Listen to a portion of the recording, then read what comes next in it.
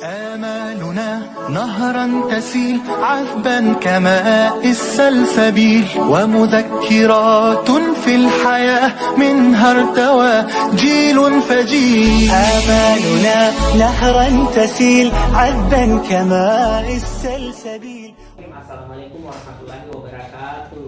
Waalaikumsalam warahmatullahi wabarakatuh. Bagaimana kabarnya Pak hari ini? Alhamdulillah baik dan sehat. Kalau Pak Bahrul sendiri apa kabar? Alhamdulillah Pak, sama. Saya juga dalam keadaan sehat walafiat. Berarti kita dalam kondisi sehat walafiat semua ya Pak? Ya. Iya, alhamdulillah. Baik, pada hari ini Pak, kita akan mengadakan latihan coaching sesuai dengan penerapan modul 2.3. Namun sebelumnya kita perkenalan dulu. Saya Bahrul Ulum sebagai pengamat dan Saya sendiri sih Bambang Satari sebagai coach dan saya Alimuddin sebagai coaching. Baik, pada proses coaching hari ini saya selaku pengamat ada beberapa poin yang saya amati seperti tercantum dalam rubrik penilaian. Di antaranya saya akan mengamati jalannya alur tirta. Apakah selama kegiatan percakapan tersebut sudah sesuai dengan alur tirta atau tahapan tirta. Tahapan tirta meliputi apa saja kira-kira ini Pak Bang yang masih ada di dalam ingatan? Seingat saya tahapan tirta itu Pak ada 4. Yang pertama tujuan umum, kemudian yang kedua identifikasi, yang ketiga rencana aksi, dan yang keempat atau terakhir tanggung jawab. Oke, betul sekali Pak Bambang. Mudah-mudahan semua tahapan tirta ini akan tampak dalam proses coaching nanti ya. Kemudian saya akan juga mengamati kompetensi coach yang dimiliki oleh Pak Bambang serta indikator ketercapaian dan tujuan pengembangan yang diinginkan. Baik Pak Bahrul, mudah-mudahan saya sebagai coach nanti melaksanakan proses coaching dengan baik dan memenuhi semua kriteria yang ada pada rubrik penilaian tersebut Pak. Oke, baik Pak. Pak Ali siap juga? Oke, saya akan bagikan dulu ya rubrik penilaiannya. Bapak bisa lihat seperti apa rubriknya. Baik. Sudah ada rubriknya ya Pak? Ya, sudah ada.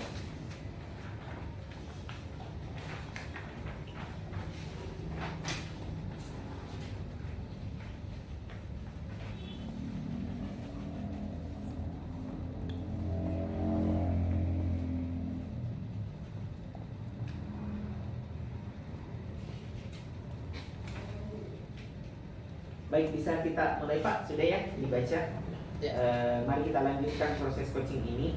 Ada beberapa pertanyaan yang saya ingin tanyakan dulu. Yang pertama kepada Bapak Bambang, Ya. kompetensi apa yang Bapak Bambang inginkan dari penerapan coaching ini? Terima kasih Pak Bahrul. Kompetensi coaching yang ingin saya kembangkan ada 3. Yang pertama itu kehadiran penuh. Kemudian yang kedua mendengarkan aktif pada saat coach nanti memberikan komunikasi dengan saya. Kemudian yang ketiga mengajukan pertanyaan yang berbobot kepada coach. Iya. Jadi ada 3 kompetensi coach yang akan dikembangkan ya Pak. Iya. Yaitu kehadiran penuh, mendengarkan aktif, dan mengajukan pertanyaan yang berbobot. Iya. Kemudian dari ketiga kompetensi tersebut Pak, kira-kira nih kompetensi mana yang secara spesifik ingin diobservasi Pak?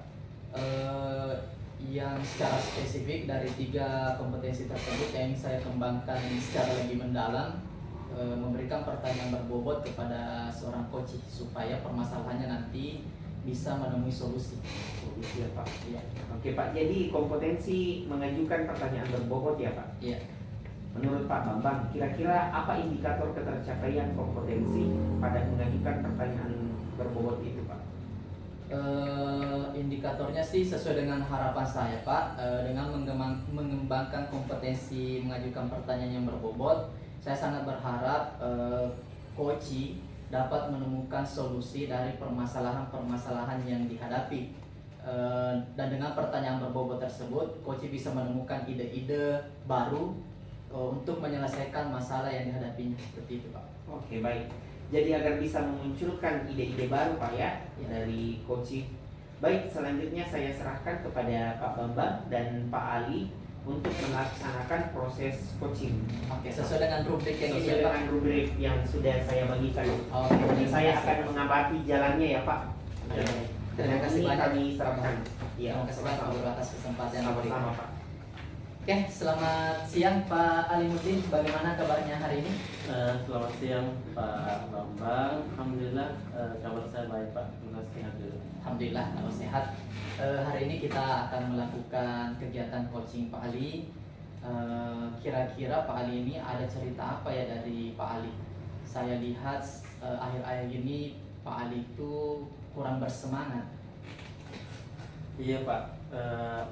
Saya sebenarnya ada keresahan ini Pak yang sudah agak lama ingin saya ceritakan berkaitan di dalam kelas saya Pak. Ya.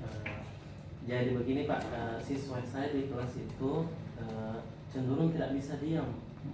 Jadi cenderung tidak bisa diam, kemudian banyak membuat kegaduhan. Ya. Ada yang spesialnya ini Pak, ini terutama kepada anak-anak pintar. Kan biasanya anak-anak yang kurang pintar yang membuat kegaduhan. Nah ini anak-anak yang pintar Pak. Ketika saya memberikan materi, mereka semua antusias mendengarkan dengan baik, menyimak dengan baik. Namun saat saya memberikan tugas Pak, anak yang pintar ini dia cepat sekali mengerjakan tugasnya, cepat selesai. Dan kalau sudah selesai, anak-anak ini langsung membuat ulang. Ya. Bahkan ya membuat ulangnya itu dia ganggu temannya yang masih sementara mengerjakan tugas tersebut Pak. Oke. Jadi ceritanya ini Pak Ali, di pembelajaran Pak Ali ada anak-anak yang pintar ketika dikasih tugas cepat selesai, dan ketika dia selesai dia mengganggu teman-temannya atau berbuat gaduh di kelas seperti itu. Nah, dari percakapan kita ini nantinya Pak Ali, kira-kira Pak Ali yang menjadi harapan Pak Ali pada percakapan hari ini apa? Iya Pak, saya sudah mengharapkan hari ini saya bisa menemukan sebuah solusi Pak dari permasalahan ini, karena jujur ini sangat membuat atau sangat mengganggu saya Pak, agar siswa saya ini bisa kembali tenang Pak dan kondusif. Sayang sekali Pak, mereka ini adalah anak yang pintar. Saya ingin Pak kelas saya itu menyenangkan dan tidak terjadi kegaduhan, sehingga saya bisa mencapai tujuan pembelajaran yang sudah saya programkan sebelumnya Pak. Oke, baik Pak Ali. Kalau seperti itu, menurut Pak Ali sendiri nih, selama mengajar dalam kelas tersebut, kira-kira yang membuat siswa tersebut berbuat gaduh menurut Pak Ali ke teman-temannya, apa kira-kira yang membuatnya gaduh kalau menurut pandangan Pak Ali selama ini? Sepertinya atau mungkin dari pembelajaran saya Pak, yang saya terapkan, saya kenapa merasa sepertinya metode itu kurang cocok ya Pak. Ya. Sebagian besar yang saya gunakan selama ini apa yang saya kuasai Pak, yaitu metode ceramah dan presentasi saja Pak. Sesekali saya suruh anak-anak maju untuk presentasi, sehingga yang maju itu hanya anak-anak yang pandai terus yang maju Pak.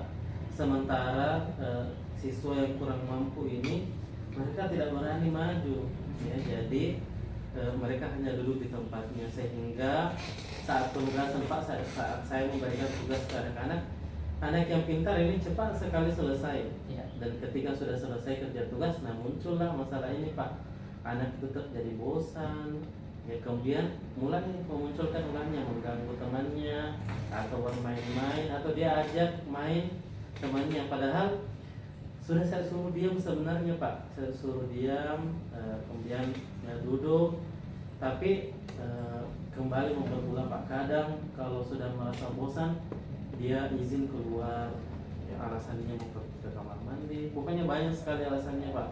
Kalau tidak keluar, kadang saya suruh tidur saja, daripada mengganggu, jadi lebih baik tidur di belakang saja Pak, daripada mengganggu teman-temannya begitu. Oke, Pak Ali.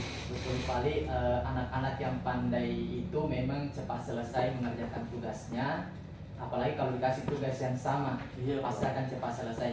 Sebenarnya mereka cenderung anak-anak yang aktif dan tidak bisa diam, ya.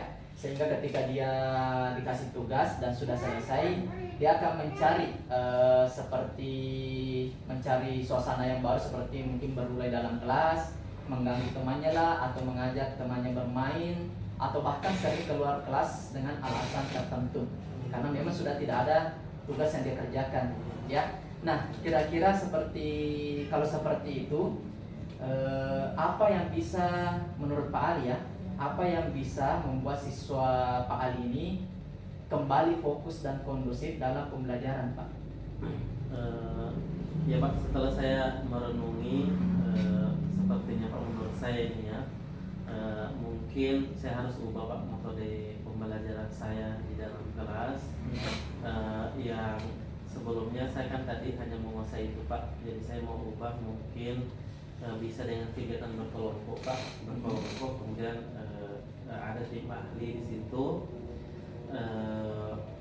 sehingga pada saat berkelompok ini semua siswa mudah-mudahan bisa aktif, Ya. mudah-mudahan bisa aktif. Anak pintar bisa berbagi ke teman lainnya, dia bisa mengajar teman lainnya.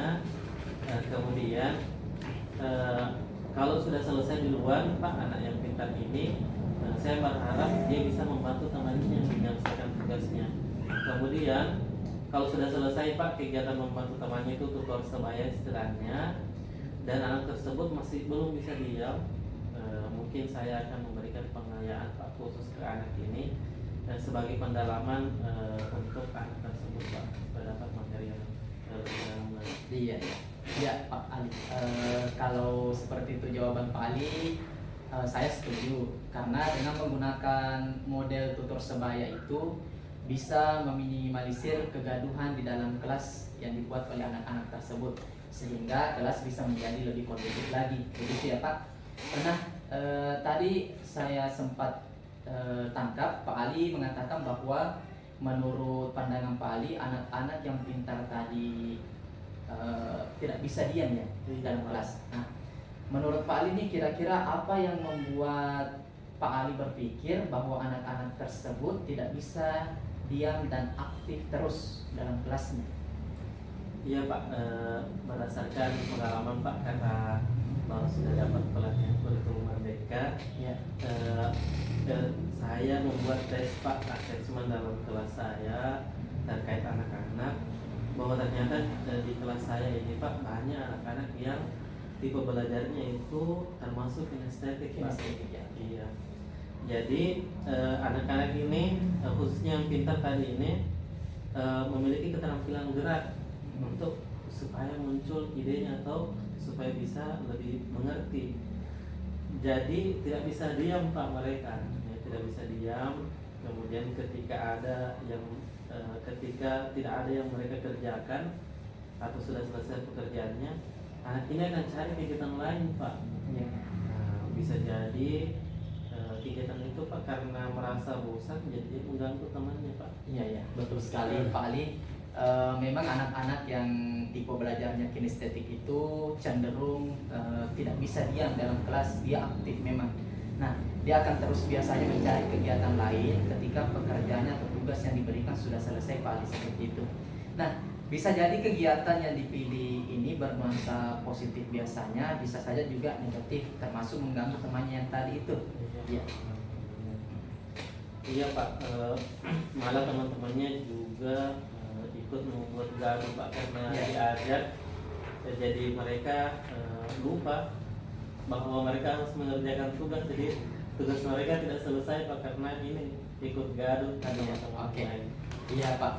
Nah, menurut Pak Ali, kira-kira pembelajaran yang dilakukan Pak Ali ini seperti apa sehingga anak-anak ini tidak sama, atau ada yang cepat selesai duluan, ada yang sangat lama selesai?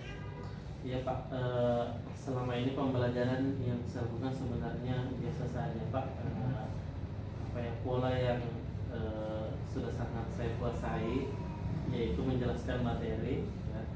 Kemudian saya ajak diskusi, jadi setelah saya jelaskan saya ajak mereka diskusi. Iya. Saya juga berikan kesempatan anak-anak untuk maju presentasi Pak ke depan. Mungkin karena yang sering maju ini untuk presentasi ini anak-anak yang pintar saja atau pandai saja.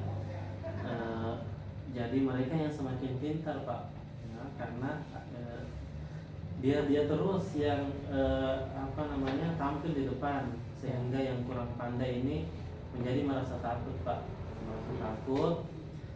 Kemudian saya juga pada saat memberikan soal itu, saya kasih soal yang mirip semua Pak, standar menengah. Kenapa saya kasih standar menengah? Saya khawatirnya yang standar bawah itu tidak tahu. Yang seperti itu Pak, sehingga akibatnya karena yang pintar ini sudah tahu, mereka bisa cepat selesai. Tapi akibatnya Pak, justru yang kurang pintar ini justru sangat lama selesai Pak. Jadi seperti itu ya Pak Ali.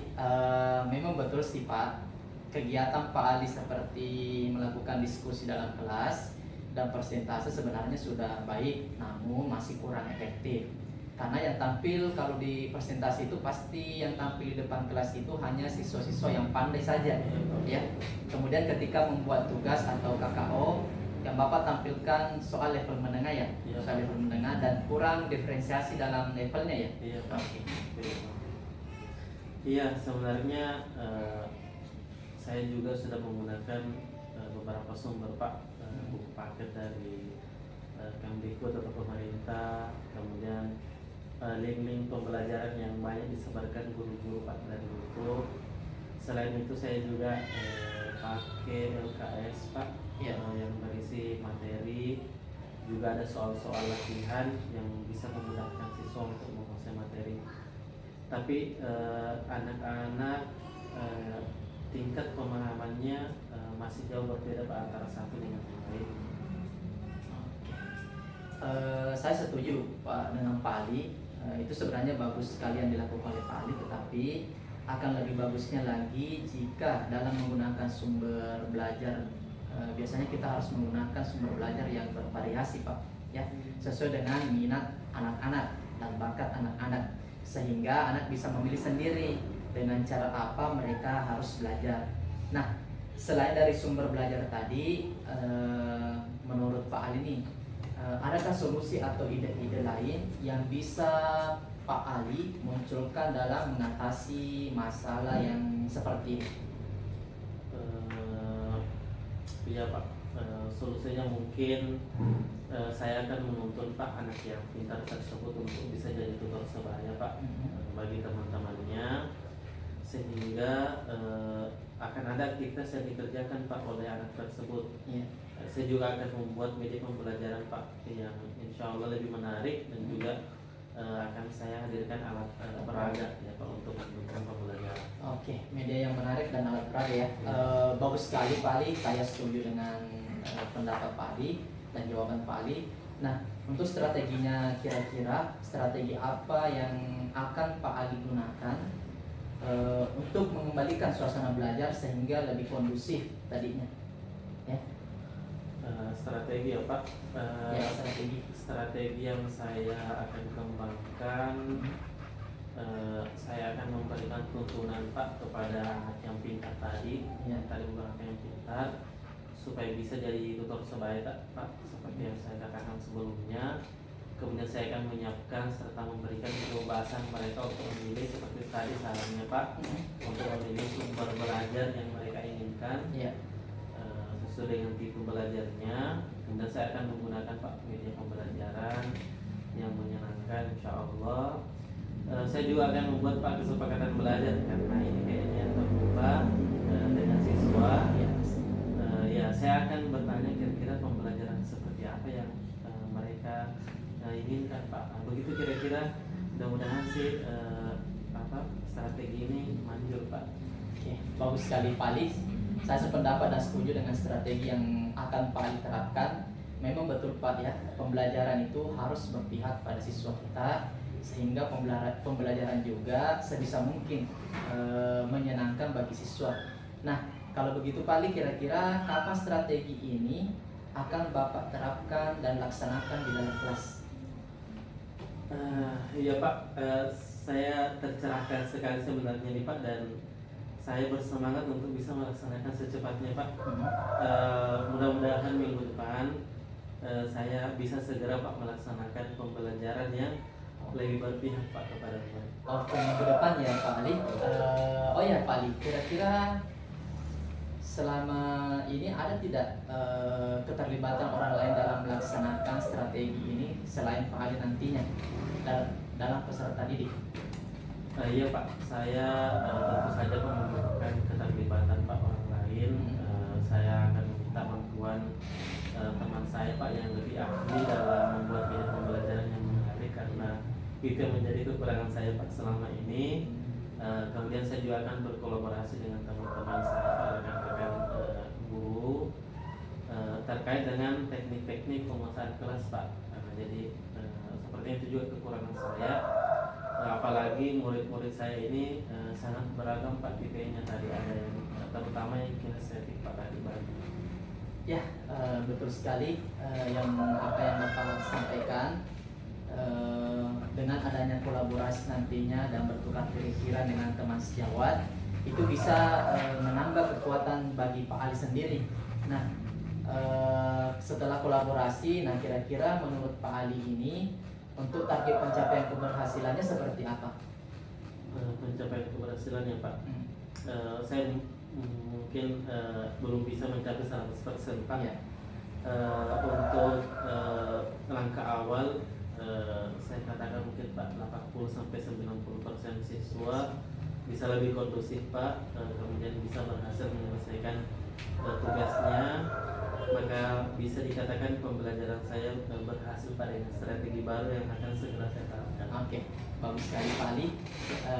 Antaranya tadi 80% dan 90% ya. Iya. Oke, mudah-mudahan apa yang diharapkan oleh Pak Ali bisa berhasil ya Pak. Nah, sekarang Pak, apa yang menjadi komitmen Pak Ali ini terhadap rencana tersebut? Terkait komitmen ya Pak, saya berkomitmen bahwa saya akan banyak belajar lagi Pak tentang metode pembelajaran yang efektif Pak. Ya. Kemudian saya juga akan menggunakan berbagai sumber belajar, kemudian berbagai media yang disesuaikan dengan minat siswa Pak. Saya juga akan membuat kesepakatan kelas mengenai pembelajaran yang menyenangkan bagi siswa saya. Oke, jadi kesepakatan kelas selalu diingat ya Pak. Baik Pak, saya setuju dengan apa yang Bapak ucapkan tadi, membuat pembelajaran yang lebih efektif sesuai dengan minat dan belajar peserta didik kita atau siswa kita. Nah, kira-kira dalam menerapkan hal tersebut Pak, dukungan seperti apa yang Pak Ali butuhkan untuk melaksanakan komitmen tersebut? Ada tidak dukungan yang kita butuhkan? Iya Pak, saya sangat butuh dukungan ini Pak. Adapun yang saya butuhkan Pak, yaitu saya butuh lagi banyak referensi Pak, terutama dari buku maupun dari teman-teman Pak, tentang metode pembelajaran yang efektif seperti apa. Kemudian saya juga butuh saran dari teman-teman tentang dari mana dapat sumber belajar, kemudian media pembelajaran apa yang menarik, terutama yang bisa sesuai dengan perkembangan anak zaman sekarang Pak, karena sepertinya saya ini mulai ketinggalan zaman ya. Saya juga butuh Pak dukungan dari murid-murid tentunya, ini sangat penting. Kira-kira pembelajaran yang seperti apa yang mereka inginkan Pak? Betul sekali Pak Ali, ide yang sangat bagus yang Pak Ali sebutkan tadi. Terima kasih Pak Ali untuk hari ini. Secara tidak disadari Pak Ali sudah mendapatkan solusi untuk mengatasi permasalahannya sendiri. Nah, saya hanya mendoakan mudah-mudahan rencana aksi Pak Ali ke depannya bisa berhasil dengan baik dan tercapai sesuai dengan harapan Pak Ali sendiri. Nah, 1 minggu lagi saya akan tunggu hasil dari rencana aksi Bapak. Semoga apa yang kita rencanakan bisa menjadi sukses. Baik Pak, saya sangat tercerahkan ini Pak. Saya berterima kasih sudah membantu Pak dalam proses coaching ini, sehingga akhirnya saya secara tidak sadar ini Pak bisa mendapatkan solusi dari permasalahan yang saya dapatkan, dan ya mudah-mudahan saya bisa mengatasi Pak masalah ini. Oke, untuk hari ini terima kasih banyak Pak Ali. Saya kira kita cukupkan untuk latihan coachingnya. Selanjutnya saya kembalikan kepada Pak selaku observer. Oh, tepuk tangan dulu buat kita semua dari luar biasa ya percakapannya. Terima kasih Pak Bambang dan terima kasih kepada Pak Ali. Berdasarkan pengamatan saya tadi, Pak Bambang sudah melakukan percakapan coaching yang sesuai dengan alur Tirta, di mana tujuan sudah terlihat dengan menanyakan harapan dari percakapan ini. Kemudian identifikasinya juga sangat jelas dengan menanyakan pertanyaan-pertanyaan yang berbobot yang diinginkan Pak Ali tadi. Dari rencana aksi dan ide-ide juga sudah muncul dari pertanyaan Pak Ali yang akan metode pembelajaran dan sumber serta media yang menarik, serta membuat kesepakatan kelas untuk pembelajaran yang menyenangkan siswa. Dan tanggung jawab juga sudah terlihat dengan mengungkapkan target dari rencana aksi tersebut. Kemudian ada beberapa pertanyaan yang saya akan tanyakan kepada Pak Bambang. Bagaimana perasaan Pak Bambang setelah melakukan percakapan coaching ini? Oh ya, selama percakapan coaching tadi, perasaan saya pasti sangat senang sekali ya Pak. Karena sadar atau tidak sadar, Pak Ali tadi menceritakan permasalahannya, dan Pak Ali sendiri juga yang mendapatkan solusi dari permasalahan tersebut. Oh, seperti itu Pak ya. Kemudian pada saat melakukan coaching tadi Pak, untuk indikator ketercapaian pengembangan yang diinginkan, bagaimana Pak? Apakah sudah terlaksana Pak Bambang? Oh iya Pak, menurut saya sih sudah terlaksana Pak. Tadi indikator yang saya inginkan adalah rencana aksi. Nah pada saat percakapan coaching tadi, Pak Ali sudah memunculkan rencana aksinya untuk memperbaiki pembelajaran di kelas. Nah, diantaranya itu menggunakan metode atau model pembelajaran tutor sebaya, kemudian membuat tadi kesepakatan kelas juga rencananya akan dibuat, kemudian selanjutnya memakai atau menentukan sumber atau media pembelajaran yang menarik, serta merubah model pembelajaran sebelumnya menjadi pembelajaran yang menyenangkan bagi peserta didik. Bahkan tadi Pak Ali juga sempat ingin membuat kedepannya itu alat peraga dalam proses pembelajaran.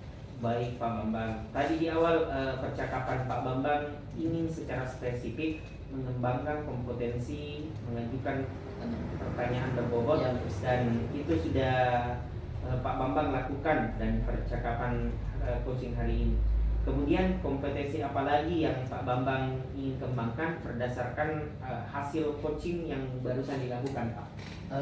Kompetensi yang saya kembangkan lagi seperti untuk kedepannya itu Pak, saya ingin mengembangkan kompetensi lebih mendengarkan aktif apa yang disampaikan oleh coaching, agar dalam melakukan coaching saya bisa mendengarkan permasalahan secara penuh yang disampaikan seorang coaching, kemudian memberikan pertanyaan yang lebih berbobot lagi dari permasalahan tersebut, seperti itu Pak.